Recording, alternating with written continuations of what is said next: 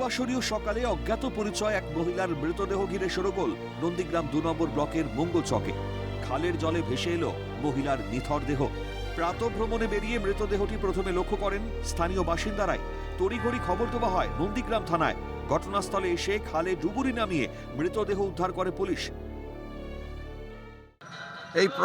আমি অনুরোধ করব যে প্রশাসনের কাছে যে মা বোনেদের এই নিরাপত্তা যাতে সুরক্ষিত হয়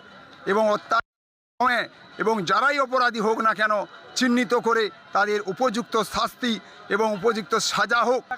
এরকম একটা জনবসতিপূর্ণ এলাকায় এখানটা আতঙ্ক ছড়িয়ে যায়, এরা আমরা খুব দুঃখিত আতঙ্কিত হয়ে পড়েছি।